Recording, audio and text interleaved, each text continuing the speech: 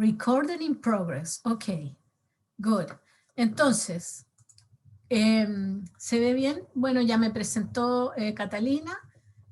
Lo que yo voy a comentarles hoy día son experiencias de mi vida con Médicos Sin Fronteras como médica y un poco de la organización, ¿ya? La organización de Médicos Sin Fronteras. Vamos a revisar quiénes son Médicos Sin Fronteras, los principios que rigen y que en el fondo mueven la actividad de esta organización no gubernamental, cuál es la organización internacional que tienen y la organización de terreno, que son cosas distintas. Les voy a contar algunas de mi experiencia. Yo trabajé 7 años con Médicos Sin Fronteras, entonces tendría para escribir un libro con varios capítulos, varios tomos de la experiencia, pero la idea es por lo menos darles algunas nociones de lo que se puede vivir en terreno.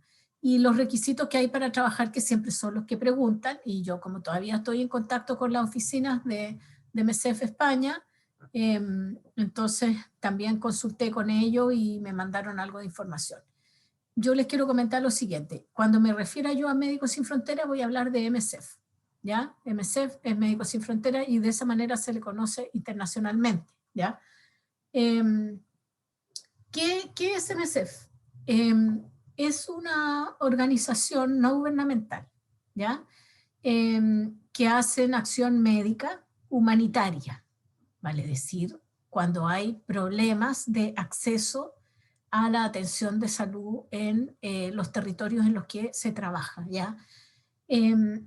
¿Cuáles son esos territorios? Normalmente son situaciones extremas, ¿ya? Que requieren acción humanitaria, como por ejemplo lugares de conflicto bélico, vale decir guerras, conflictos armados, violencia en general, epidemias, enfermedades olvidadas, ya que hay muchas de estas, sobre todo en países, ¿no es cierto?, del tercer mundo, desastres naturales y exclusión. Por ejemplo, en España por favor, no pongan los micrófonos.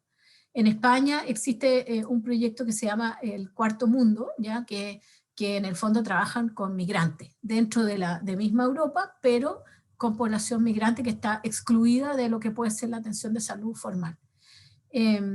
Y obviamente la finalidad de todas las acciones médicas son preservar la vida y aliviar el sufrimiento cuando este ocurre, ¿no es cierto?, en las personas. Esa es la razón de ser. Y hay ciertas cosas que son importantes para la organización. Una de las cosas importantes es el testimonio, ¿ya? Témoignage, que le llaman. ¿Y qué es esto? La abogacía. Esto trata de que cuando hay alguna violación a los derechos humanos, por ejemplo, en terreno, o situaciones que necesitan ser denunciadas, Médicos Sin Fronteras lo denuncia a la comunidad internacional. Para poder hacer eso, se necesita tener independencia, ¿ya? Porque muchas veces lo que ocurre es, y a mí me tocó vivirlo en alguna situación, es que cuando ocurren este tipo de violaciones a los derechos humanos y la organización quiere dar este testimonio y darlo a conocer, se le vienen las autoridades de los países encima, que esto no se puede conocer, que esto no se puede hablar, etc. Y la única manera de poder hacerlo es con independencia financiera, ¿ya? Entonces se trata de denunciar este tipo de situaciones, ¿ya? Y entonces el objetivo no es proteger a los estados, sino que es proteger a las personas que están siendo vulneradas y que desde el punto de vista de salud no tienen atención y por lo tanto la organización les presta atención. De esta manera, la Carta Magna es como el principio fundamental que rige, como quien dice la misión, ¿ya? de la organización. Dice que es humanitaria y que se basa en principios y valores establecidos. ¿Y cuáles son esos? La neutralidad. O sea, a nosotros no nos interesa como organización estar de un lado o del otro. De hecho, en situaciones, por ejemplo, de conflicto bélico, Voy a poner, no sé, un ejemplo aquí. En África se dan las condiciones de que hay dos países o varias tribus que pelean unas con otras dentro de un mismo país, entonces en un área se pone una, un hospital o una clínica de Médicos Sin Fronteras que depende, por ejemplo, de Francia, y al otro lado se pone una que depende de España, ¿ya? Entonces, ahí hay neutralidad, se está atendiendo a los dos sectores reciben la atención médica y la organización no se mete al medio de la pelea, ¿ya? Eso es también imparcialidad y no discriminación. Cuando uno va a misión, tiene un compromiso personal de trabajar en esa misión y tiene que aceptar todos estos principios y valores, y por supuesto siempre trabajando bajo las condiciones y los principios éticos profesionales, ya como médico. Esto se practica todos los días, ¿ya? Y durante tu acción diaria que estás trabajando ahí en terreno, lo puedes aplicar en la práctica, ¿ya? Luego, obviamente, cuando tú entras a la organización, tú tienes que conocer todos estos principios y te hacen firmar, ¿no es cierto?, la carta magna, que tú estás de acuerdo con estos principios y con estos valores y estás obligado a llevarlos a cabo en terreno. Aquí hay algunos de los principios, ¿no es cierto? Bueno, es una asociación privada, dice con vocación internacional, que reúne mayoritariamente a médicos o profesionales del área de la salud, pero también vamos a ver cuando les muestre lo que es la organización en terreno, que hay otro tipo de profesiones o de actividades que no necesariamente son del área médica y que son de apoyo para que la actividad médica se pueda realizar. Se socorre entonces a poblaciones víctimas de catástrofes de origen natural o antropogénica, digamos, hechas por el hombre, situaciones de conflicto, y se atiende a todo el mundo sin discriminación, ¿ya?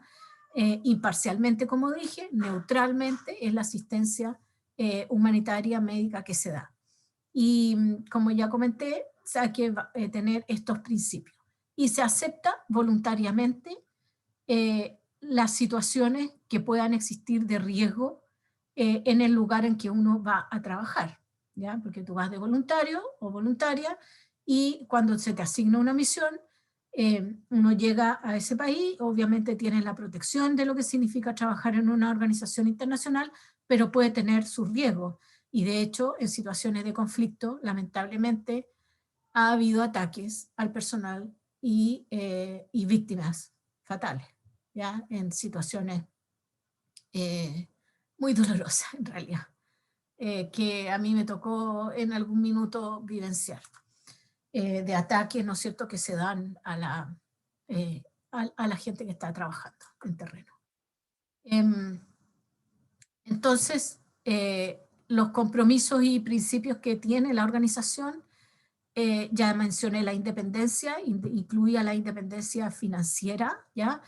Y acá es importante que no se reciben fondos de los estados, no se reciben fondos de empresas multinacionales que tengan conflicto con los valores y principios éticos. Por ejemplo, no se reciben fondos de las petroleras, de las tabacaleras, de empresas que tienen que ver con alcohol, ¿ya? Y tampoco de estados. Y además hay una transparencia en cuanto a la rendición de cuentas, de en qué se gasta el dinero, ¿ya? Se adecúa a las necesidades que hay para los lugares que están siendo, ¿no es cierto?, trabajados, cuando uno va ahí a trabajar, adecúa esa recepción de dinero concretamente a tal o cual acción. Por ejemplo, si hay un brote de malaria en X parte y se reciben fondos para malaria, se trabaja solamente con esos dineros en los proyectos de malaria, ¿ya? Es por dar un ejemplo. La rendición de cuentas transparente, hay una información, ¿no es cierto?, que no solo está en la página web, sino que también se da a conocer públicamente a través de unos informes. Y bueno, respeto y honestidad, se comunica, ¿no es cierto?, el trabajo que se realiza en forma respetuosa y digna hacia las personas a las cuales uno está atendiendo, y se mantiene en cuanto a los fondos la privacidad de las personas que dan dinero. ¿Ya? Normalmente en Europa, en Estados Unidos, todo lo que es el primer mundo, las personas donan, así como acá en Chile existe la donación que te piden, no sé, para la Fundación Las Rosas o qué sé yo, allá se dona directamente como persona individual a Médicos Sin Fronteras. Y los fondos son recaudados y se van, ¿no es cierto?, distribuyendo a las necesidades de los proyectos en los países. Acá aparece también que los recursos, digamos, para lo que es la administración, no debe superar el 20% de las recaudaciones. ¿Cómo se está organizado esto? Esto nació en Francia, ¿ya? Nació en Francia en 1961 y, bueno, por ahí por los 90 recibió el Premio Nobel de la Paz como organización, lo cual es fantástico, ¿no es cierto?, por el trabajo que hacen. Y son 25 asociaciones en todo el mundo, ¿ya? Esto ha ido creciendo, y de estas asociaciones son 21 secciones que están amparadas por los estatutos internacionales de MSF International, y tienen 17 oficinas en las cuales, por ejemplo, se recaudan fondos y también se contratan, se hace reclutamiento de recursos humanos. Pero las secciones operacionales, vale decir, las que llevan a cabo los proyectos y tienen expatriados, que se llama, ¿no es cierto?, cuando uno se va a otro país a trabajar, depende solamente de 4 secciones, ¿ya? Una, MSF España. La otra son Bélgica, Francia, Holanda y Suiza, ¿ya? Esas son las secciones operacionales. Son 5, perdón, no 4, ¿ya? Entonces, ellos son los que administran los proyectos, como quien dice, y a pesar de que todas las otras oficinas se dedican a recaudar fondos y posiblemente contratar también personal, ¿ya?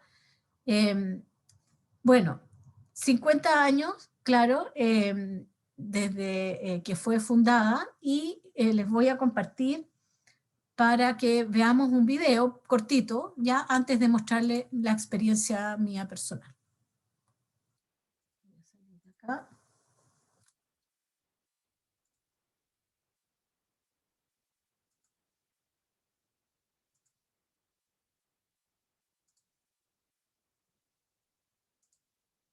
Acá tengo que compartir sonido.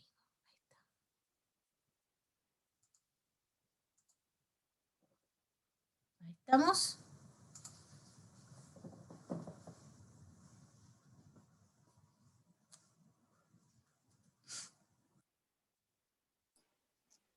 No se escucha el video. Ay, perdón, espérense, a ver. Sí, lo tengo puesto en el máximo, tengo que subir el mío entonces, espérate.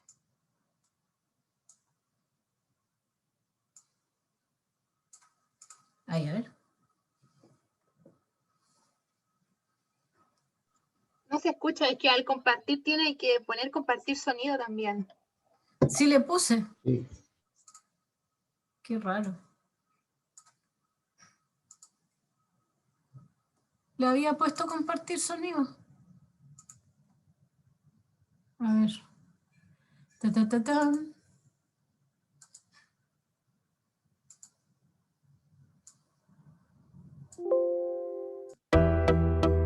¿Ahí? Ahora sí, ahora sí. Ya. Malaria, cólera, sarampión son enfermedades con potencial epidémico y nuestros equipos trabajan para prevenirlas y darles respuesta. Nuestros epidemiólogos vigilan para que no se produzcan brotes epidémicos y nuestros equipos sanitarios atienden a los afectados y lanzan campañas preventivas que incluyen vacunación e información comunitaria. En 2014 y 2015, respondimos a la epidemia de ébola en África Occidental. Somos la organización médica de referencia en la respuesta a este virus y tratamos a más de 5.000 enfermos. También fuimos pioneros en el tratamiento del VIH en países sin recursos. Empezamos en el año 2000 y cada año proporcionamos antirretrovirales a cientos de miles de personas. Asimismo, atendemos a personas con tuberculosis resistente a los medicamentos y con coinfección de tuberculosis y VIH.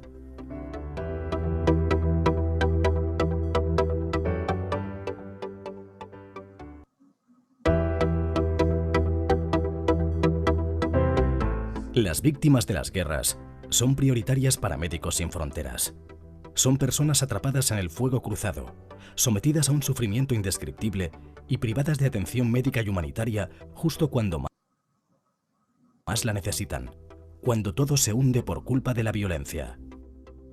Llegar a estas personas es muy difícil. Negociamos el acceso con todas las partes beligerantes. Explicamos quiénes somos. Explicamos qué servicios médicos ofrecemos. Explicamos que somos neutrales en la guerra, independientes de todas las partes e imparciales. Y así es como a menudo conseguimos trabajar donde otros no llegan y asistir a quienes más lo necesitan. Allí donde es posible, incluso en primera línea, nuestros equipos médicos prestan atención directa. Ofrecemos cirugía, obstetricia de emergencia y salud materno-infantil. También atención primaria, vacunaciones, apoyo psicológico, una asistencia que resulta vital para las personas atrapadas por la guerra.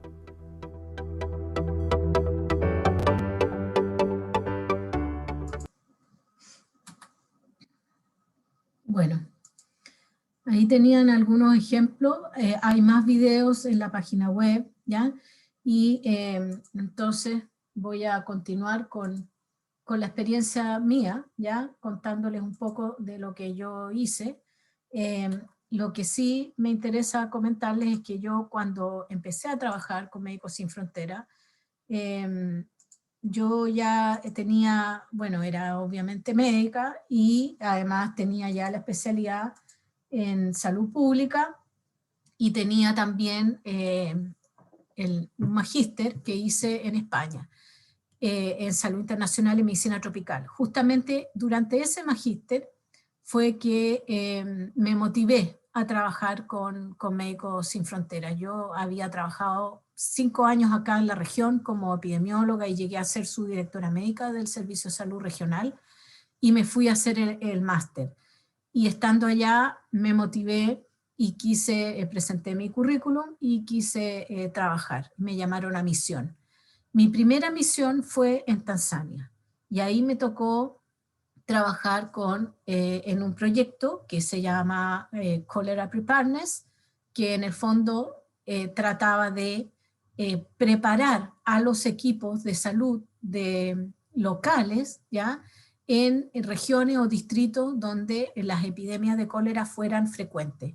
El cólera normalmente en esos países es mucho más frecuente durante la época de lluvias, porque ahí lo que ocurre es que las lluvias arrastran, ¿no es cierto?, el agua servida, porque no existen alcantarillados como acá, y por lo tanto se contaminan las aguas, y ahí vemos, ¿no es cierto?, en que una foto como las mujeres, que son las encargadas, bueno, aquí hay un varón, pero también en general son las mujeres, las encargadas o las niñas de buscar agua para consumir, y no en todas las casas hay la posibilidad de hervir el agua, porque no tienen dinero para poder pagar, ¿no es cierto?, lo que significa el combustible. Entonces se hacen fogatas o se ocupan cocinas a querosén, ¿ya? Y es insuficiente, obviamente, no hay agua potable como tenemos nosotros. Yo siempre digo que es un lujo, tenemos agua potable, nosotros abrimos la llave y sale agua potable. Eso no es una realidad en todo el mundo, ni siquiera en América Latina. Si ustedes van a viajar, cuando se pueda, ¿no es cierto?, retomar los viajes, se van a mochilear, qué sé yo, a Perú, a Bolivia, a México, donde sea, no hay agua potable. El agua es entubada, pero no es potable, ¿ya? Como acá. Y allá menos. ¿ya? Y por lo tanto, estas graves deficiencias de saneamiento, como les digo, ni siquiera hay alcantarillado, la gente usa pozos, fosas sépticas, o simplemente hace sus necesidades a campo traviesa y después llegan las lluvias y arrastra todas las fecas, ¿no es cierto?, contaminadas hacia las aguas de consumo, que son de pozo o de acá canales, ríos, etcétera, ¿ya? Entonces se producen los brotes de cólera en la época de lluvia, y ahí lo que a mí me tocaba hacer era preparar a los equipos para que respondieran rápidamente ante una situación de casos sospechosos de cólera. Si había una epidemia, yo tenía que desplazarme al lugar de la epidemia, hacer la evaluación inicial y decidir si montar un campo de cólera como este, ¿ya? Fuese en tiendas o a veces usábamos carpas grandes, digamos, o a veces usábamos escuelas o otros tipos de recintos y montábamos los campos de cólera para el tratamiento de del cólera. Y además hacíamos campañas de educación a la población, y muchas veces había que incluso entregarles pastillas de cloro para que cloraran el agua. Si habían fuentes identificadas que fueran las posibles fuentes del cólera, se cerraban esas fuentes de agua y se les trataba de dar agua o combustible para que pudiesen trabajar. Y yo hacía la preparación con el equipo que tenía a cargo de la atención de salud para esos equipos regionales, ¿ya? Me tocó en ese tiempo trabajar, por ejemplo, con los Masái, en que ahí había una situación cultural muy especial, porque los hombres Masái, por su cultura, no pueden ser vistos cuando van al baño a hacer sus necesidades. Bueno, allá ni siquiera había baño, ellos van a campo traviesa, porque culturalmente no pueden ser vistos, o sea, es de mala suerte, es algo que no se puede concebir, y por lo tanto lo que había que hacer ahí era una intervención cultural con los líderes trabajando para que aceptaran usar letrinas, por ejemplo, ¿ya? Porque obviamente si tú tienes tu letrina en tu casa, todo el mundo te va a ir a ver que vas al baño, y culturalmente eso no era aceptado, entonces había que trabajar además con antropólogos, qué sé yo, para poder hacer una intervención que fuese realmente efectiva, ¿ya? Había brotes de cólera en los cuales a mí me tocó, a veces tratábamos 200, 300 pacientes diarios, o sea, ese es el nivel de brote, muy, muy grande. También trabajé en campos de VIH, como decía ahí el video, ¿no es cierto?, en Kenia y también en Tanzania. Ahí se hacía atención integral, o sea, desde el acceso al diagnóstico. Yo trabajé en ese tiempo, te estoy hablando del año, no sé, 2000, yo estuve entre el 2001 y el 2008. Los trabajos que realizábamos en diagnóstico ya usábamos test rápido. Y llego de vuelta a Chile y todavía hasta el día de hoy usan el famoso ELISA y todavía recién se está hablando de test rápido, o sea, 15 años después, increíble. Nosotros ya usábamos test rápido para el diagnóstico y eso permite hacer la consejería y tener el diagnóstico inmediatamente y poder decirle a la persona, oiga, usted VIH positivo, tiene que tomar las precauciones, se le entregaba condón, se le hacía ingreso para el tratamiento antirretroviral y se buscaba a los contactos, se le hacía educación, etc. ¿Ya? Educación, como digo, ahí también habían aspectos culturales de interés. Yo a veces cuento esta situación que me tocó vivir, habían temas culturales, por ejemplo, que en algunas tribus es una manera afectiva, digamos, de dar la bienvenida al viajero, de recibir a alguien en su casa y prestarle a la mujer para que duerma con ella. Y eso es culturalmente así, aceptado, y por lo tanto es una forma, ¿no es cierto?, de vida que allá es normal, y que de alguna manera la transmisión, ¿no es cierto?, del VIH obviamente se ve aumentada de esa forma. También hay otras tribus en las cuales, por ejemplo,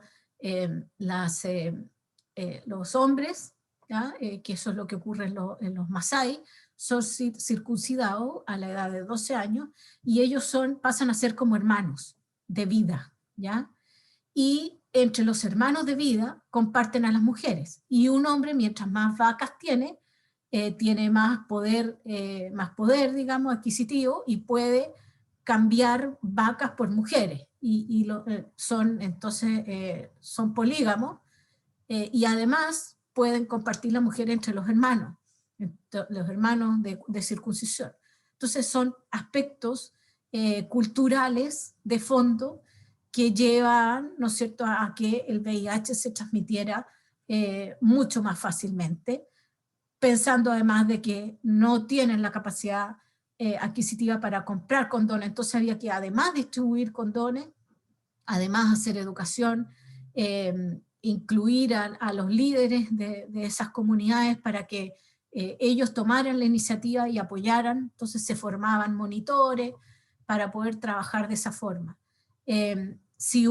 Hay otras tribus en las cuales si una mujer queda viuda, tiene que siempre la mujer ser de un hombre, ¿ya? Entonces desde pequeña es del papá o del hermano mayor, y cuando se casa pasa a ser del marido. Si el marido se muere, esa mujer pasa a ser del hermano del marido, ¿ya? Entonces imagínense en una pareja que el varón se muere de SIDA y la mujer queda positiva, y esa mujer después se va, ¿no es cierto?, a pertenecer al hermano, le transmite el virus al hermano y a la mujer del hermano, y así. Entonces, los aspectos culturales son fundamentales de considerar cuando se trabaja en este tipo de lugares. No es llegar e imponer, ¿no es cierto?, lo que nosotros pensamos que está bien, porque para ellos no es así. Entonces hay que primero comprender esa cultura y comprender con ellos y hacerlos parte del cambio, de la necesidad primero, de que vean la necesidad de cambiar, y luego del cambio mismo, ¿ya? Además había ruralidad, yo después les voy a mostrar algunas fotos, condiciones urbanas, y con hacinamiento, ¿no es cierto?, con toda esta cosa cultural entre medio, déficit de recursos, distritos en los cuales, no sé, cientos de miles de personas, un solo médico o dos, con hospitales que ni siquiera tenían electricidad, y que se abastecían de electricidad de un generador, que hay que alimentarlo con combustible, y a la mitad del mes se acabó el combustible, no tienen más plata y no hay electricidad en el hospital. Y así es. No creo que haya cambiado mucho, lamentablemente. Bueno, y entonces hay mucha dependencia de las agencias externas, ¿ya? Como nosotros, como Médicos Sin Fronteras, a veces hay proyectos de otras organizaciones que dependen, ¿no es cierto?, de países, Estados Unidos, o de la Unión Europea, etc. Había lugares, acá tenemos la prevalencia de VIH, en este caso en Tanzania. Yo trabajé en proyectos de VIH en los cuales en un pueblo el 30% de la población era VIH positiva. Era increíble, era terrible. Había solamente adultos mayores y niños, y los adultos de edad media se habían muerto todos y habían dejado a los niños enfermos y huérfanos, a cargo de los abuelos. Muchos hospitales misioneros, etcétera, que se hacían cargo de esos niños. Terrible. Hoy ya ha ido disminuyendo, y en general, aquí vemos, miren, 14-15%, esta era la prevalencia en Kenia, ya en el principio de los 2000. Hoy la prevalencia está en alrededor del 4-5%, ¿ya? de VIH, y ya tienen acceso a los antirretrovirales de manera un poco más abierta ya para mucha gente, pero todavía hay gente que queda sin tratamiento. ¿Ya? Estamos viendo acá, por ejemplo, en Kenia, 25% de las personas quedan sin tratamiento, 40% de los niños, más o menos igual en Tanzania. Y eso es lo que ocurre. Mi otra experiencia fue en tuberculosis multiresistente en la ex Unión Soviética, ¿ya? Estos países que terminan en Istán. ¿Ah? Yo estuve en Uzbekistán y en Turkmenistán. Ahí fui jefa médica, digamos, directora médica de esos dos proyectos de esos dos países. La base estaba en Tashkent, que es la capital de Uzbekistán, y los proyectos estaban en Nukus y en Daşakuz, este es Turkmenistán, y esto es lo que era el mar de Aral, ¿ya? Digo yo era porque ya no existe ese mar, está todo transformado en un desierto. Fue una catástrofe que ocurrió ahí, producida por el hombre, en este caso los rusos, que desecaron el mar de Aral para sus plantaciones de algodón, y en este minuto de lo que antes era el borde del mar, a lo que ahora es el mar, son 120 kilómetros de desierto. Yo estuve ahí y es realmente una catástrofe. Y esa catástrofe, bueno, dejó a toda un área sin tratamiento posible, sin acceso a la atención de salud, y entonces se crearon bacterias multiresistentes al tratamiento. Un 30% de las personas con tuberculosis eran multiresistentes a las drogas, y ahí me tocó abrir el segundo hospital piloto del mundo para la tuberculosis multiresistente, que fue inaugurado por el director de la OMS en esa época. Estoy hablando del año 2004, por ahí.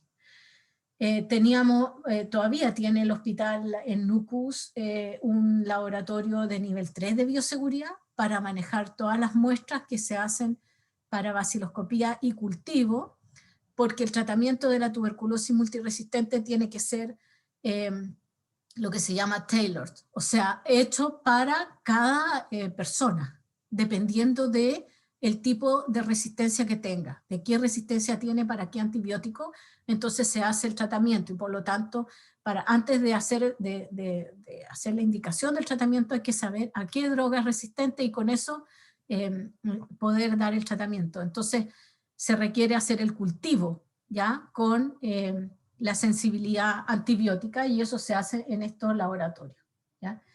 ¿Por qué están los niños aquí? Porque los niños acompañan a las madres mientras están haciendo el tratamiento, porque son tratamientos de 2 años. Es terrible, ¿ya? Son 6 meses dentro del hospital con tratamiento inyectable, y tienen que estar esos 6 meses dentro del hospital. Y luego tienen que ir 2 o 3 veces a la semana a buscar el tratamiento oral al hospital. Entonces, además de las pacientes, están también las familias, ¿ya? Es un tratamiento personalizado según la resistencia antibiótica. La fase inicial es inyectable, y luego la continuidad de 18 meses. Ahí ocurría casos también con un tema cultural, en una sociedad muy machista. Tuvimos un caso que era increíble, que tú no lo podías realmente creer, que después de estar una semana una mujer en tratamiento ahí, el marido la fue a buscar y se la raptó del hospital, la sacó, y cuando quisimos saber qué era lo que había pasado, es que el hombre la fue a buscar porque no tenía quien se hiciera cargo de los niños, ni de la casa, ni le cocinara, ni nada. Entonces ahí había que explicarle qué era lo que ocurría, si la mujer no se trataba, iba a morir, y que le iba a transmitir a los hijos, no sé qué. Y el tipo dijo, bueno, simplemente si se muere me busco otra mujer, y punto, ¿ya? Ese nivel de situaciones que se viven ahí, y que requiere comprender culturalmente antes de hacer una intervención, en el momento de hacerla, para que realmente pueda tener un buen fin, digamos. Es un tratamiento muy largo, el tratamiento de la multiresistencia, tuberculosis multiresistente. También es muy caro y tiene efectos secundarios tremendos, ¿ya? Cardíacos, hepáticos, hasta necesitábamos tener psiquiatra, porque también se producen problemas de tipo psicótico, ¿ya? Y bueno, yo diría que el lugar más terrible en el que estuve fue Sudán. En ese tiempo era un solo país que estaba en proceso de reorganizarse después de una guerra de 30 años, y hoy son 2 países, Sudán del Norte y Sudán del Sur. Yo estaba localizada en la capital como directora médica y me tocaba viajar a los proyectos. Acá lo que yo les muestro es el lugar de Nasir. Es un pueblo, acá ven un afluente del río Nilo, y en este pueblo hacía 30 años que no había un hospital. Había que llegar en avioneta después de hacer varios transbordos. La avioneta daba un par de vueltas alrededor de lo que era un descampado, una cancha. Los niños sacaban a las vacas de ahí, a las cabras, qué sé yo, y ahí el avión podía aterrizar. Y bueno, llegábamos a ese lugar. Este es una vista del pueblo. Ahí está montada el hospital. Esto era el hospital antiguo, y aquí teníamos toda la carpa que era como adicional. La mitad de esa carpa eran camas para niños con problemas de malnutrición. Y además teníamos que hacer una ronda médica 2 o 3 veces a la semana a los pueblos también que estaban ahí cerca, ¿ya? Y ahí estamos, ¿no es cierto?, con el equipo en un edificio. Como ustedes pueden ver, los desafíos alrededor del mundo son tremendos, y eso hace de que esta organización todavía después de 50 años sigue existiendo, ¿ya? Ahora tenemos el desafío de la globalización, con cambios demográficos, dentro de eso todo lo que son los movimientos poblacionales, cambios climáticos con emergencias y desastres, problemas de seguridad alimentaria, zoonosis, resistencia a antimicrobianos, todo lo que se va a venir en reorganización de servicios de salud y uso de tecnología, y cambios químico-ambientales, ¿ya? Conflictos armados. Todo esto hace de que la organización Médicos Sin Fronteras sea todavía necesaria, ¿ya? En muchas partes del mundo. ¿Qué significa trabajar en terreno y cómo se hace? Siempre preguntan ustedes eso. Hay diversos perfiles, ¿ya? Según tu experiencia, es el perfil que te van a dar y el trabajo que te pueden ofrecer, ¿ya? Para los médicos, ¿por qué digo para los médicos? Porque es lo que ustedes están estudiando, pero también existen otros profesionales que son de apoyo para que la actividad pueda ser efectuada, ¿ya? Entonces tenemos personas que administran, los financieros, ¿ya? Administradores, tenemos los logistas, que son aquellos que se preocupan, por ejemplo, de que funcionen las tecnologías, los vehículos, de que las órdenes médicas sean llevadas a cabo, de todos los temas aduaneros para internar los medicamentos, ya los computadores, todo eso, montar las radios, todo eso lo hacen los logistas, ¿ya? Y también, dependiendo del proyecto, hay psicólogos, matronas, enfermeras, tecnólogos médicos, otras personas de equipo de salud, ¿ya? Y además, bueno, obviamente epidemiólogos, como en mi caso, y también se puede necesitar puntualmente otro tipo de especialidades, como por ejemplo cirujanos, ¿ya? Para los hospitales de guerra. Nutricionistas, ¿ya? También. Para los médicos se necesita tener 2 años de experiencia como médico, ¿ya? O sea, ya 2 años de recibido para poder realizar algún trabajo en terreno, y te hacen cursos de formación. Nosotros teníamos la obligación de hacer al menos un curso al año, y esos cursos se hacen en Europa, ¿ya? O sea, tú sales de la misión a un curso de 2 o 3 semanas, o fuera, digamos, en Europa, y ahí te hacen formación en diversas áreas, temas que sean de tu interés y también de interés de la organización. Se requiere un alto nivel de idioma, sea francés o inglés, ¿ya? Porque tienes que no solo comunicarte, hablar, sino que también escribir reportes, ¿ya? Informes. Y es recomendable hablar francés, portugués o árabe, dependiendo del país donde se vaya, ¿ya? Pero el idioma es fundamental. Las oficinas centrales están en Barcelona, en el caso de España, en Ámsterdam, París, Bruselas y Ginebra, y esos son los que hablaba yo inicialmente, que son los países que van a hacer la administración de los proyectos, y luego ese es el headquarters, y luego tenemos la oficina de capital, ¿ya? Y en la oficina de capital está el jefe de misión. Yo fui jefa de misión en una misión, en la última misión en Tanzania. Está el jefe de misión, hay un coordinador médico, un coordinador logista y un coordinador financiero, ¿ya? Ese es el equipo de capital. A veces hay químico farmacéutico, también dependiendo de la cantidad de proyectos que haya en ese país. Y en una capital puede haber más de un país, ¿ya? Como en el caso que yo hice en Tashkent. Y luego están los proyectos. Y dentro de los proyectos, que son en el mismo terreno, está el jefe de proyecto y el personal expatriado, que son locales del proyecto, y también personal local, ¿ya? En general, la forma de trabajo que tiene Médicos Sin Fronteras es involucrando al personal local, formándolo, y siempre unido de la mano y coordinado con los equipos de salud de los gobiernos. Bueno, salvo en el caso de guerras, ya de conflictos, que ahí es distinto, y hay países como Somalia que ni siquiera tienen gobierno. La política es no tener armas, salvo en Somalia, que en realidad es un lugar muy, muy peligroso, y ahí sí todos los equipos van con guardias armados, ¿ya? Pero siempre se trabaja en conjunto con los gobiernos locales.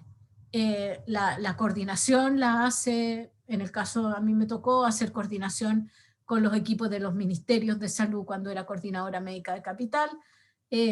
Yo me juntaba con la gente del Ministerio de Salud dependiendo del tipo de proyecto, del tema, no sé, malaria, VIH, TS, lo que fuera. Y ahí también uno puede coordinarse con equipos de Naciones Unidas, de la OMS, de la Cruz Roja, dependiendo del país y de la situación que se esté viviendo y trabajando. Campos de refugiados, ahí uno trabaja con el ACNUR, ¿no es cierto?, que está a cargo de los refugiados.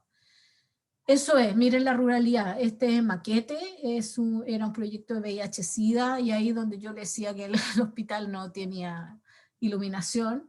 Y aquí estoy en Tanzania, en Arusha, haciendo un curso de Derecho Internacional. Para todo lo que era el manejo de campos de refugiados había que saber algo de Derecho Internacional. Este es un Masái típico, ¿no es cierto?, que está con su traje de Masái. Eso, jóvenes. Los dejo entonces para que me hagan consultas o preguntas o comentarios. Muchas Voy a gracias, encender la doctora. luz. Muchas gracias, doctora, por la tremenda charla que nos acaba de dar. Así que vamos a pasar a las preguntas. Vamos a comenzar con a mano alzada para que levanten la mano, y después vamos a ir con las preguntas que vayan dejando en el chat, si es que tienen alguna y no quieran levantar la mano. Comenzamos. ¿Sí? Andrea Torrealba estaba primero. Ya. Andrea Torrealba. Hola doctora, muchas gracias por la charla, la encontré muy, muy útil, pero tengo como varias preguntas respecto al tema, y yo creo que la más importante es como si es que es mejor ir como después de haber realizado la especialidad, por ejemplo, en Chile, o si es que es más recomendable, más útil, o a lo mejor no tan bacán, no sé si bacán es la palabra, pero no sé, más provechoso ir como médico general, como cuál opción sería mejor. Depende, porque como te digo, ahí según si tú ya tienes una especialidad, tú vas a tener cierto perfil. No sé si te gusta la pediatría o la cirugía o qué sé yo. Hay especialidades claramente que no sirven mucho en terreno, ¿ya?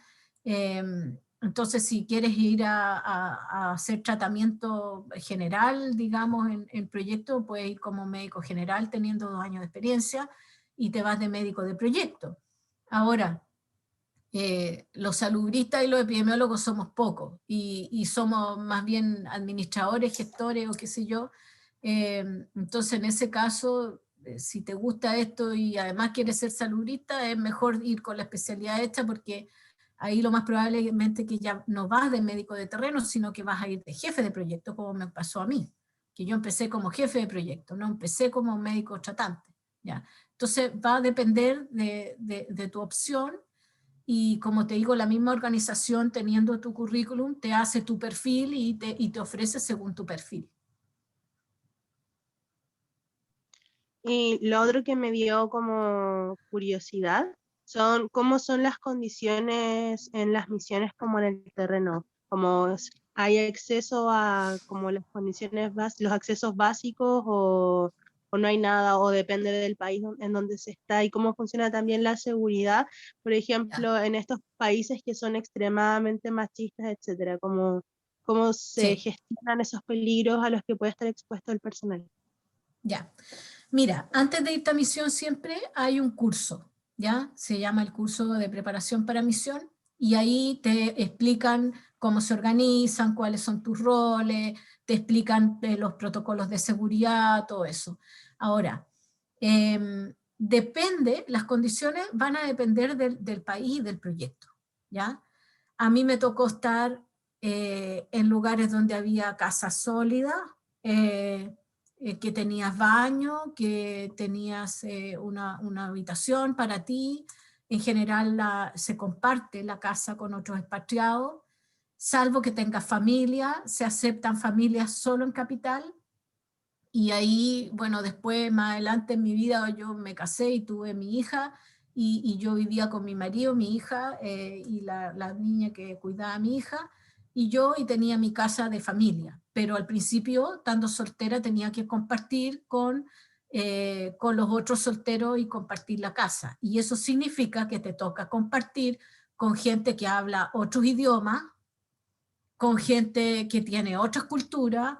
O sea, yo viví con, además de españoles, catalanes, porque son como otra cosa, franceses, ingleses, marroquíes, etíopes, japoneses, alemanes, de todo. O sea, ahí te toca de todo. Holandeses, cuando trabajé con MC Holland. Y son obviamente diferentes formas de vida, de cultura y de todo, y ahí también hay que saber convivir, ¿ya? Ser flexible y compartir. Y si te toca cocinar o a otro le toca lavar, y lo que significa vivir en una comunidad. Ahora, la forma de trabajo es, tú tienes un contrato. Generalmente, dependiendo de la misión, el contrato puede ser de 3 meses, puede ser de 6 meses, o puede ser de 1 año, dependiendo. Tú recibes un sueldo en tu cuenta de tu país, y para vivir en el lugar te dan un per diem, que se llama, que es como quien dice un sueldo, pero es para los gastos locales, para tus gastos de alimentación, básicamente de lo que puedas vivir ahí, necesitar para vivir ahí, y ese sueldo es en la moneda local del país y a un valor que te da para vivir bien, digamos. No vas a poder ahorrar, pero vas a vivir bien. Te dan auto, si es compartido el vehículo con los otros expatriados, entonces hay que ponerse de acuerdo para usar el auto, qué sé yo. Tienes todo el servicio, cocineros a veces, dependiendo del lugar, una persona que hace el aseo, te dan todas esas facilidades. En el caso mío, cuando tenía mi niña chica, me pagaban una persona que se quedaba con ella cuando yo iba a terreno, y también me pagaban el jardín infantil. Muchas gracias de nuevo por la charla y por responder a mis preguntas, doctora. De nada, Andrea. Fran. Hola, doctora, ¿cómo estás? Bien. Buena charla, me gustó, bonita la experiencia, como que quedé súper sorprendida de todo lo que ha vivido, ha visto. Bueno, la otra compañera me robó un poco la pregunta, que quería saber si les pagaban finalmente algo, porque es un voluntariado, entiendo, al final. Y la otra pregunta que tenía era si alguna vez se contagió estando tan expuesta ahí mismo in situ. Mira, va un poco con lo de seguridad. Tú tienes que seguir los protocolos de seguridad. En algún minuto a mí me tocó estar sola, solamente con un chofer y otra persona que trabajaba en mi equipo, y abrir una misión en un lugar X, que fue para un brote de cólera. Y ese lugar, y yo no podía salir sola en la noche. Impensable, o sea, tenía que quedarme en el hostal, en el hotel o donde estuviera. No podía salir, muchas veces siempre tienes que estacionar el auto así con el aculatado para llegar y salir si es necesario. Tienes que cumplir los protocolos en uso de radio, te enseñan a usar la radio. A mí me tocó hasta montar radio, montar antena, etc. Y eso hay que seguirlo. Hay momentos en que se pueden producir fuego, disparos, etcétera, y bueno, ahí te enseñan qué es lo que tienes que hacer en esos casos. Lo mismo para la prevención de enfermedades. En el momento que tú llegas a un país, te recibe la coordinadora médica o el coordinador médico y te da toda la orientación que tienes que tener para evitar enfermedades. Yo la única vez que me enfermé fue en Sudán, en ese lugar que les mostré que no había nada. Estábamos abriendo ese hospital después de 30 años que no había un hospital. Ahí vivíamos en tucules, que son como especies de rucas, y me tocó comer en cualquier lado, ahí en un mercado, y me agarré una chigelosis. Fue terrible, fue terrible. Yo pensé que me moría ahí. Me tuve que automedicar, menos mal que había una enfermera francesa que estaba ahí con nosotros, y ella me puso la vía endovenosa y el antibiótico endovenoso, y estuve 3 días botada en fiebre, con la diarrea de la chigelosis, con sangre, o sea, realmente horrible. Y bueno, después pasó, ya a los 4 días ya estaba mejor. Pero fue la única vez que me agarré una enfermedad. Nunca me dio malaria, siempre seguí todas las indicaciones para el tratamiento, para la prevención de la malaria. Nunca me dio cólera estando trabajando ahí con brotes de cólera y con pacientes con cólera. Nunca me agarré nada más que esa chigelosis, que fue atroz. Gracias, doctor. Sergio Rubina. Hola doctora, ¿cómo está? Hola, Sergio. Quería hacerle, bueno, de partida, felicitaciones por la charla, muy buena. Quería hacerle una pregunta sobre si usted destaca alguna medida de prevención, alguna conducta de prevención de todos los lugares que le haya llamado la atención. Bueno, sí, hay que siempre seguir las orientaciones. Yo diría que una de las cosas más importantes es el agua.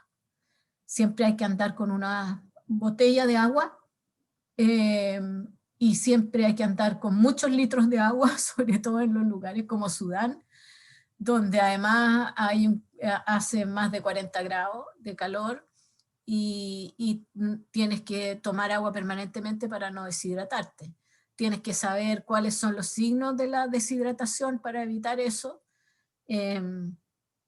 Te puede dar un poco de dolor de cabeza, además de sentir la sed, y tomar siempre agua que sea para tomar, o sea, botella. En ese caso allá es botella. Nosotros lo que hacíamos era, acá no existen, no sé cómo explicarlo, unos filtros de agua con las velas de cerámica. Entonces son unos filtros gigantes como para 8 o 10 litros de agua. Primero se hierve el agua en unas ollas gigantes, y luego se echa el agua en el filtro, y de ahí puedes sacar agua para tomar. Porque en esos países el agua embotellada no es tan potable. Te pueden engañar y poner cualquier tipo de agua y después te agarráis de la diarrea. Entonces tiene que ser agua confiable. Yo diría que es lo fundamental. Y la prevención de malaria en los lugares que hay malaria, que es el uso de mangas largas, ropa liviana, manga larga, el repelente y la mosquitera, siempre la mosquitera. Yo diría que eso es como lo fundamental. Cuando tengan conmigo las clases, los que son de la UCN, mis clases del viajero, ahí les puedo dar más tips. Y otra Hay pregunta, preguntas en el chat. Ah, sí, la Sergio. última. Y una medida de prevención propia de la cultura de las personas, de, por ejemplo, Tanzania, qué sé yo, que le haya llamado la atención, que tuvieran antes, por ejemplo, de que ustedes intervinieran. ¿Existía alguna o simplemente eran poco doctos en el asunto? No, poco. Es que las condiciones son demasiado básicas. Esto muy, muy básico. Y como te digo, lamentablemente yo creo que no ha cambiado mucho. No, pues. Lo que hacen es cocinarlo todo. La comida, por lo menos en África, la comida normal, original que ellos hacen todos los días es todo cocido. No existen las ensaladas, por ejemplo. Y los huevos los cuecen por los dos lados. O sea, te comí el huevo ya casi duro. Y yo diría que eso, lo que más usan como prevención de ese tipo de enfermedades transmitidas por alimentos es cocerlo todo. Gracias. ¿Podemos pasar a las preguntas del chat? Sí. Nicolás pregunta, ¿hay tope de edad para ser parte de estas misiones? O sea, para ser parte. Menos mal que no hay tope de edad. Yo tuve colegas de 60 años que están ahí por misiones. En general los europeos lo que hacen es lo siguiente. Esos son bacanes los europeos. Los médicos europeos lo que hacen es que se toman 3 meses sabáticos de su trabajo normal con permiso y se van 3 meses a misión. Y después vuelven a Europa. Y como te digo, yo tuve un par de colegas ya mayores, 60, 64 años, y van a misión igual.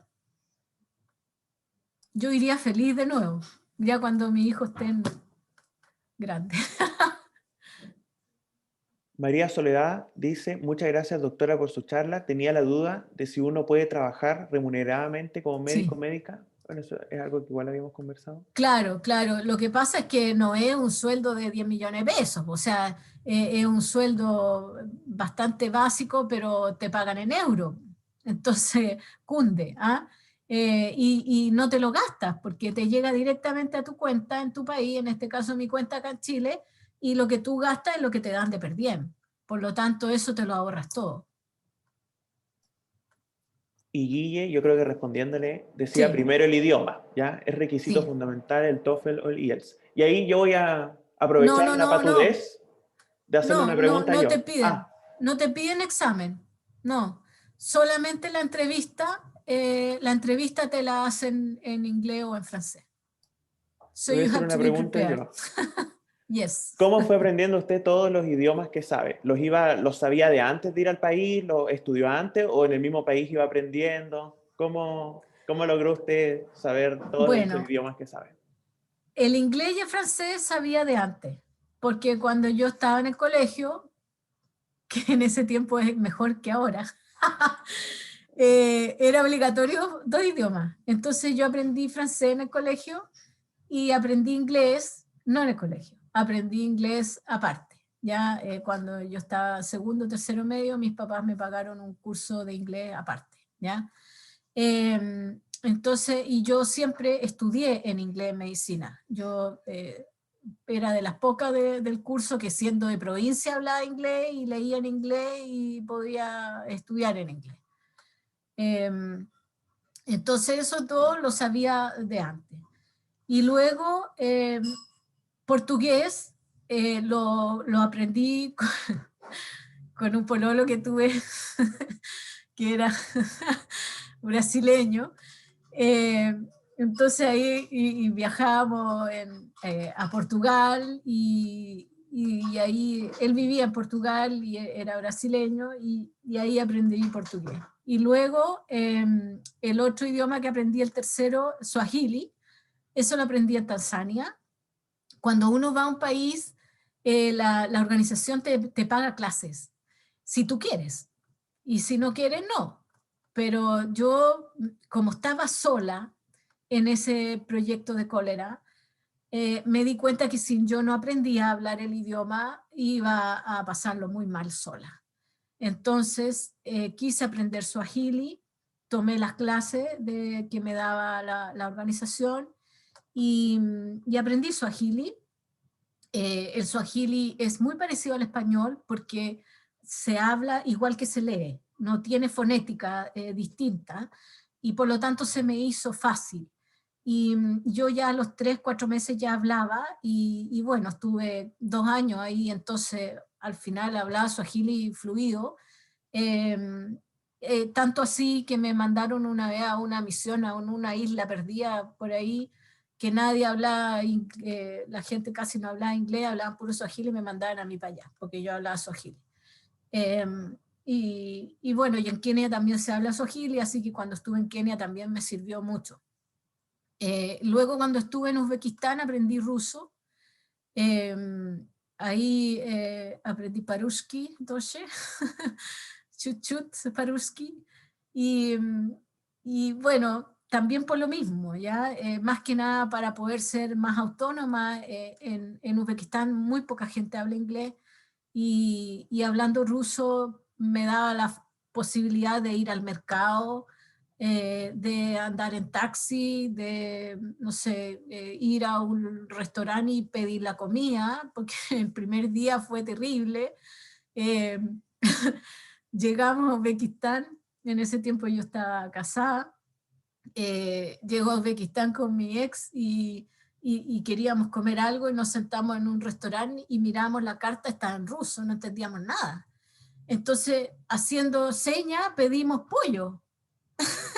Así, volando, no sé, pollo. Pedimos pollo, la gente no habla inglés y era la única manera y había algunos menús que tenían el dibujito, entonces ahí uno pedía con el dibujito, kartoshka, kuritsa, al final era pollo con papa y eso fue lo que comimos. Y había que aprender el idioma, por lo menos para hacer las cosas mínimas del diario, de la vida diaria. Y luego el árabe en Sudán, que fue terrible, porque se me mezclaba con el ruso y con el francés, entonces fue atroz aprender árabe. Aprendí muy mínimo, hay muchas palabras, el swahili deriva del árabe, por lo tanto había palabras similares al swahili, eso también me ayudó, pero en realidad nunca aprendí bien árabe porque odié la cultura árabe, así de corazón.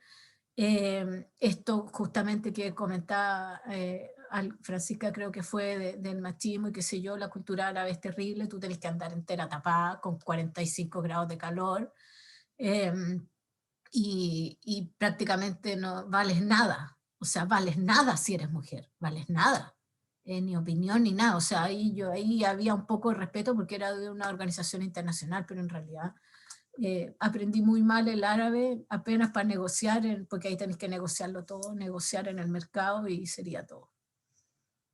Los números había que sabérselos bien. Muchas gracias, doctora. Melina pregunta, ¿es posible escoger la misión o son todas asignadas solamente? ¿Y sabe más o menos cuántos postulan a Médicos Sin Frontera y cuántos quedan cada año? Ahí no tengo idea, no sé cómo será. Acá la oficina más cercana que tenemos nuestra es la oficina en Argentina, en Buenos Aires. Entonces el reclutamiento se hace por ahí y siempre faltan médicos. Ahora, si no hablas idioma, no te metas. O sea, ahí lo primero es saber idioma. Y en general no te dan a escoger la misión. Ellos te ofrecen. Entonces tú tienes este perfil y para este perfil te ofrecen tal y tal y tal cosa. Y ahí tú eliges de entre los que te ofrezcan. ¿Ya? Yo cuando postulé la primera vez no sabía qué me iban a ofrecer y me ofrecieron Tanzania, yo ni siquiera sabía dónde estaba Tanzania, empecé a buscar información, te dan 1 o 2 días para responder y había que responder rápido. Y bueno, ahí había que buscar info y ver qué era, de qué se trataba, te hablan más o menos qué proyecto es, y ahí tú eliges, pero no, tú no puedes decir yo quiero ir a tal parte, no, eso no se puede. Perfecto. Buenas tardes, doctora. Espero que se encuentre bien. Lamentablemente llegué un poco tarde a la charla. Quería hacerle una consulta. Tengo entendido que en Chile no hay sede de Médicos Sin Fronteras, como decía usted, No como hay. tal, y la más cercana es en Argentina. ¿Cómo lo hizo para postular? ¿Fue todo vía internet? No, yo estaba en España, estaba terminando mi máster en Salud Internacional y Medicina Tropical, y estando en España fui yo a la oficina y llevé en Madrid, llevé mi currículum y me hicieron la entrevista en inglés y todo, y me dijeron cuando termines el máster te vienes con nosotros, porque claro, mi perfil era muy bueno.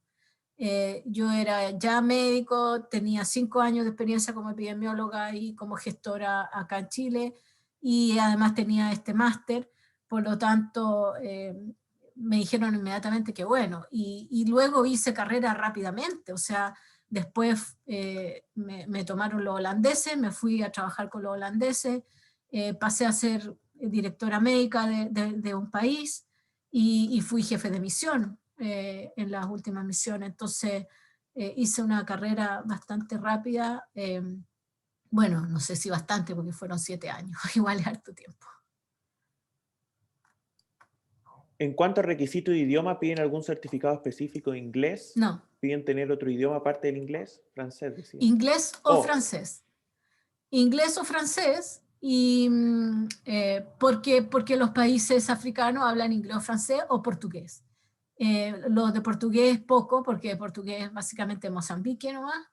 ¿Y qué es lo que ocurre? Que a ti no te van a mandar a América Latina, porque tú eres de América Latina, no tiene mucha gracia. Los españoles que hablan mal inglés, los mandan para acá a América Latina. Y acá en América Latina hay proyectos en Colombia, en México, creo que eso nomás, Colombia y México. No sé, no me acuerdo en qué otro país más, pero creo que es Colombia y México. Y claro, en inglés, en muchos países hablan inglés y francés, te pueden ahí mandar, no sé, Angola también habla portugués, te pueden mandar a países de habla francesa en África, y hay otros países que hablan francés en Asia también. Muy bien. Yatniel pregunta, ¿después ese sueldo que llega a Chile tiene que pagar impuestos? No. Te llega a tu cuenta dependiendo, no sé ahora cómo será, pero en ese tiempo a mí me llegaba todo. No pagaba nada. Daniel pregunta, doctora, una duda, ¿dentro de los meses que uno va a misión hay derecho a días libres? Sí, sí, te dan vacaciones, lo que sí, las vacaciones te las tienes que tomar en el propio país en que estás. Si quieres irte a otro país, te tienes que pagar tú los pasajes y todo eso. Y una vez al año puedes venir de vacaciones a tu país y ahí te pagan todo. Y Constanza Hermosilla pregunta, para postular tengo entendido que piden 2 años de experiencia laboral mínimo. ¿Para Eso esa dije, sí. experiencia puede ser de cualquier centro asistencial o piden algo más específico, hospitales, etcétera? De cualquier centro asistencial. Y les voy a decir algo. En general, los médicos latinoamericanos son muy bien cotizados porque nosotros empezamos a tener experiencia clínica real en 3er año. Bueno, ahora con esta cuestión de la epidemia está más difícil, pero en Europa, en general, y en Estados Unidos, los médicos, los estudiantes de medicina, incluso los médicos no pueden tocar a los pacientes hasta que ya están en la residencia de especialidad. Entonces, esa experiencia clínica sirve mucho cuando uno trabaja en terreno y hace medicina debajo del árbol. O sea, hay que tomar en cuenta que ahí tú no tienes escáner, ni rayo, ni... O sea, es todo ojo clínico y test rápido. Eso es. Eso es.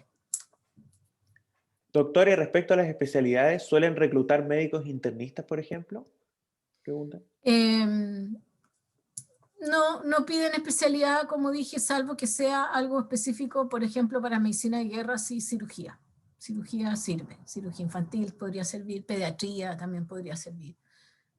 Hay algunos proyectos especiales que trabajan con salud reproductiva, entonces ahí puede ser ginecología, obstetricia, pero claro, medicina interna es una especialidad que puede servir a todos, pero como te digo, no es tan necesario, puede ser medicina general. Paulina pregunta, bueno, doctora, muchas gracias por compartir su experiencia. 2 preguntas. 1, ¿cómo adquirió esa fuerza para ver todo lo que vio y cómo afrontó su primer caso o paciente que le causó gran impacto? Imagino que no es apto para personas muy sensibles. A ver, la fuerza yo no sé de dónde la saco, no sé, ya. Ahora en mi vida personal me ha tocado vivir momentos más difíciles todavía, después, cuando me volví a Chile. Fue atroz. Y en realidad a mí me motivaba el poder sentirme útil y poder hacer algo por la gente. Yo viví la experiencia de ser epidemióloga y saludista y gestora acá en el Servicio de Salud Coquimbo después que hice la especialidad, que me tocó venir a pagarla acá. Y quedé, la verdad que no sé cómo decirlo, frustrada, saturada o no sé cómo del tema de la política en salud pública. En ese minuto yo tenía la opción de seguir siendo saludista, metiéndome en un partido político para poder seguir escalando, o irme a Santiago, que me carga Santiago. Entonces finalmente postulé a esto y me fui a España, y allá me motivé a trabajar con Médicos Sin Frontera cuando vi las cosas que hacían durante las clases en el máster, porque ellos presentaban lo que era la ayuda humanitaria y los trabajos que hacían en campos refugiados, en VIH, en malaria, etc. Y ahí me motivé.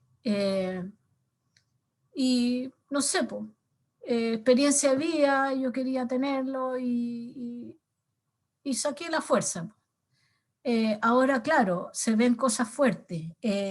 Yo no veía pacientes, ¿ya? Yo hacía gestión de proyectos, pero en algún minuto me tocó en Sudán que la doctora que estaba ahí, que era una irlandesa, tuvo una anafilaxia y la tuve que evacuar.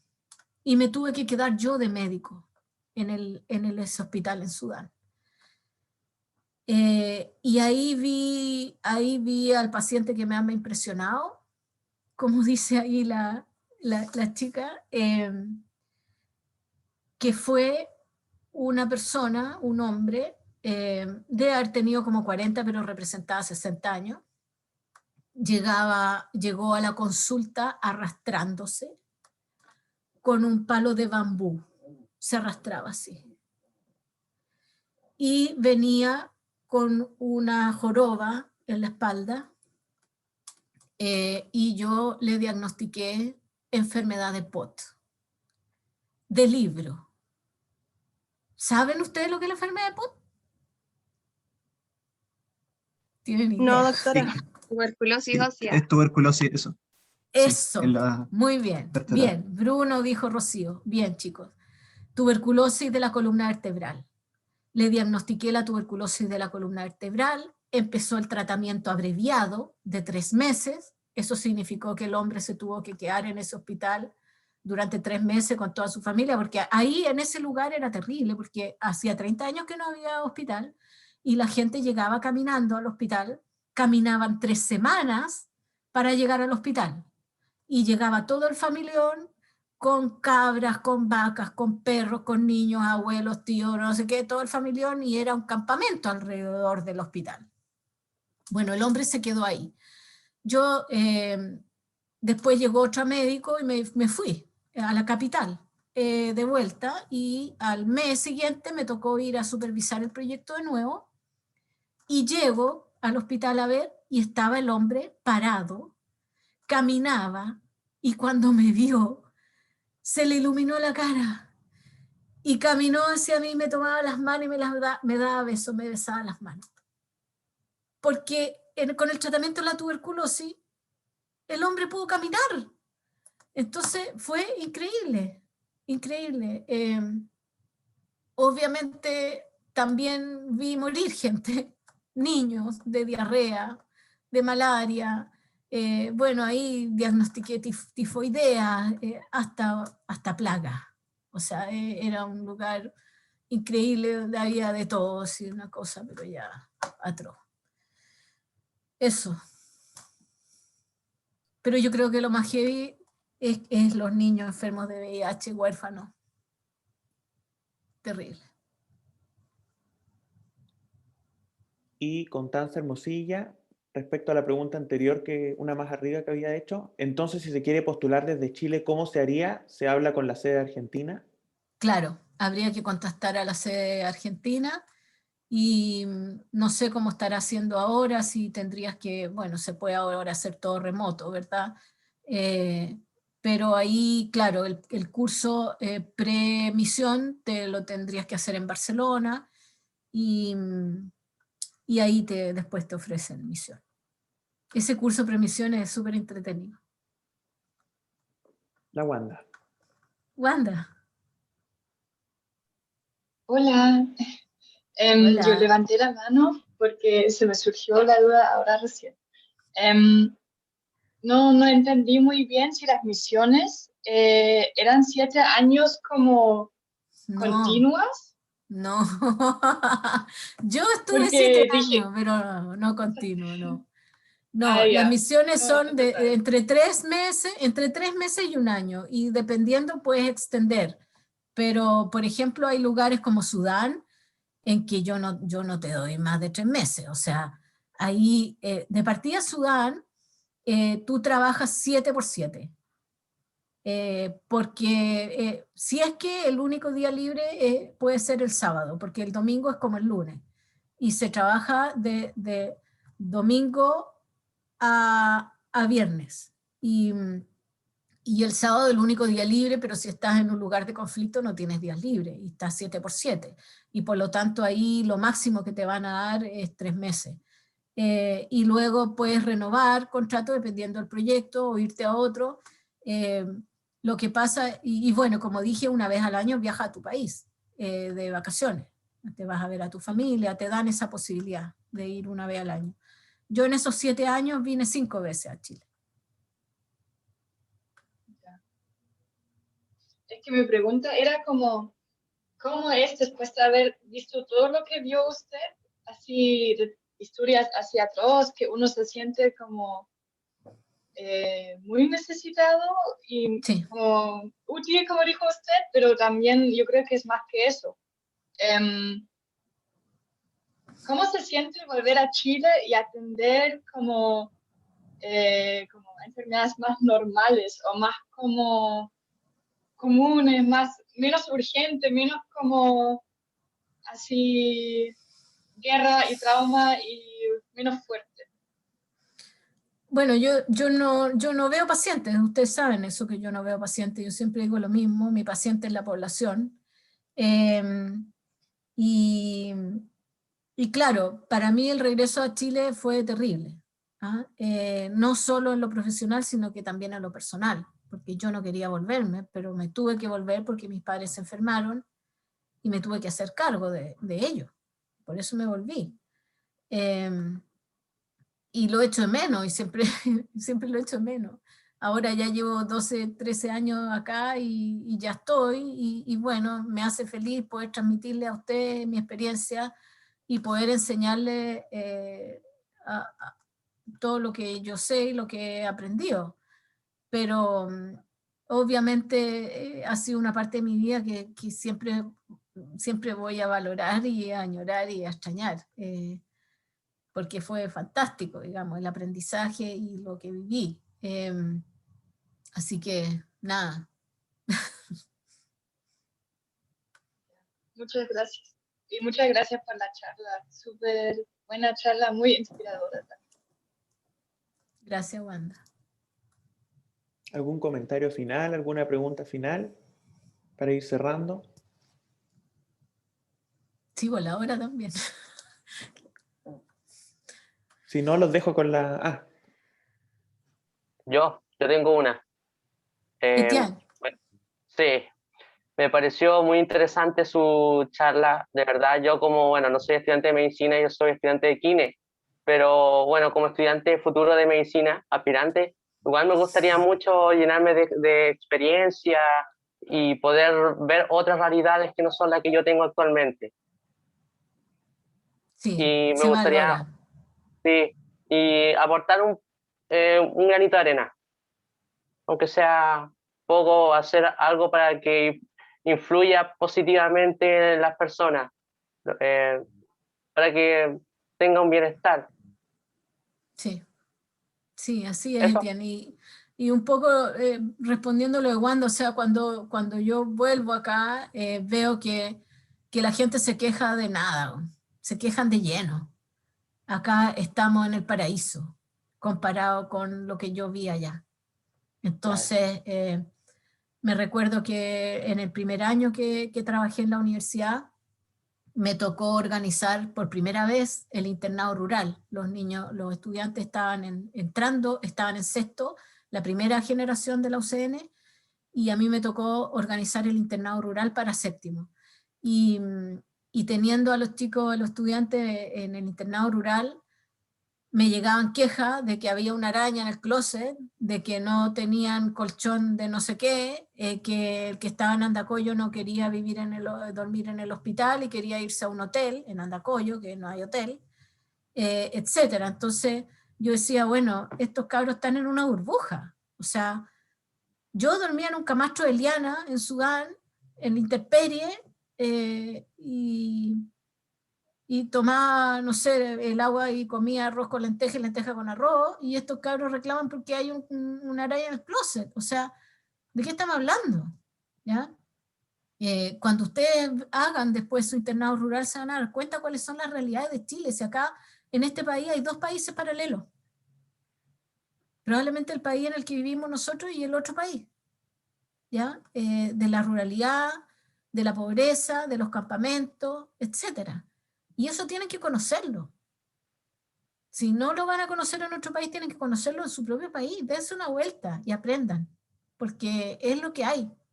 Yo no estoy viviendo la medicina de hace 20 años atrás, como me dijo uno. Usted se quedó en el pasado, me dijo uno. No, no me he quedado en el pasado. Eso existe. Si es cuestión de ir a, no sé, a Punitaquia con Barbalá, hay varios de ustedes que son de allá. Pueden saberlo. Así que también hay que abrir los ojos y mirar un poco más allá, que está a lo mejor aquí al lado, pero hay que tener ese conocimiento para poder comprender. Porque cuando uno como médico, como médica, da una indicación y le dice a una persona que tiene que hacer esto y hacer esto otro, la persona tiene que tener los medios para poder hacerlo. Y muchas veces no lo tienen. ¿Ya? A mí me tocaba en el campo de cólera decirle a la gente que se lavara las manos con agua con jabón y no tenían ni agua ni jabón. Así de simple. Y en Chile también ocurre lo mismo. Eso.